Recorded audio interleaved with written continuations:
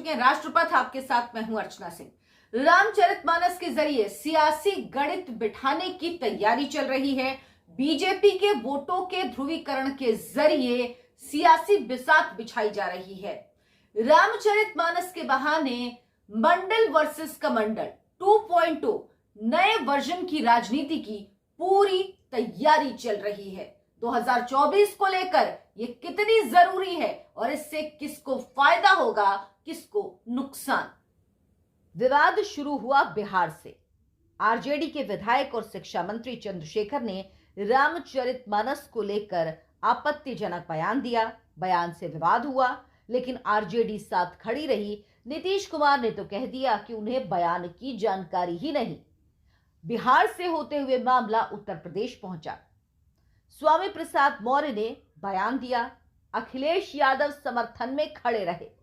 यहां तक कह दिया अखिलेश ने कि वो शूद्र हैं और स्वामी प्रसाद मौर्य का कद बढ़ाकर उन्हें महासचिव बना दिया। बीजेपी ने अखिलेश को हिंदू विरोधी कहा। हिंदी पट्टी में रामचरितमानस पर विवाद मंडल वर्सेस कमंडल की वापसी की आहट है।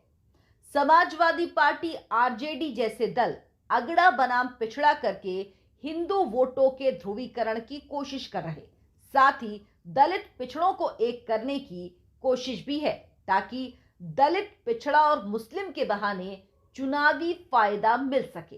बीजेपी को इसका एहसास है, इसीलिए वक्त रहते इसे काउंटर करने के लिए बीजेपी आक्रामक है और इसे पूरे हिंदू समाज का अपमान बता रही। हिंदी पट्टी में सालों से सवर्णों के हाथों में सत्ता रहने के बाद मंडल युग में 90 के दशक में पिछड़ों के हाथ में चली गई। 90 के दशक में ठीक उसी समय अयोध्या में विवादित ढांचा ढाए जाने के बाद जय श्री राम की राजनीति से कमंडलवाद उफान पर आया।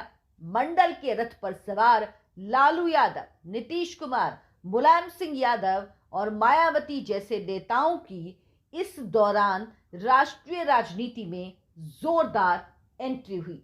बीजेपी ने भी यहीं से देश की राजनीति में मजबूत एंट्री की और कांग्रेस के बुरे दिन शुरू हो गए। कांग्रेस इन राज्यों में हाशिए पर जाने लगी। राजनीति में तेजी से बदलाव हुआ।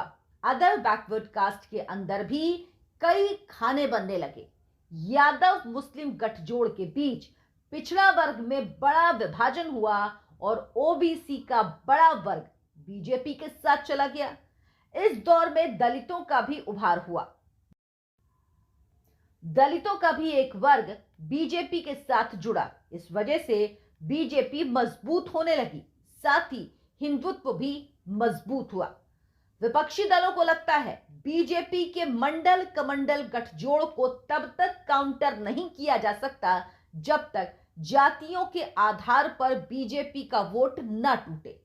बीजेपी के लिए कमंडल मतलब हिंदू समग्र एकता, जिसमें मंडल भी शामिल है, उसकी सबसे बड़ी ताकत यही है। जातीय जनगणना और रामचरितमानस के बहाने ओबीसी वोटर्स को अपने पक्ष में करने की कवायद दूसरी तरफ शुरू हो गई। बिहार में जातीय जनगणना के आंकड़े जुलाई तक आ जाएंगे। अखिलेश यादव, मायावती भी जातीय जनगणना के पक्ष में हैं, पर बीजेपी इसका विरोध न बिहार में कर पाई और न ही यूपी में कर रही है। कुल मिलाकर 2024 से पहले कई ऐसे सियासी पैंतरे आने वाले दिनों में देखने को मिल सकते हैं।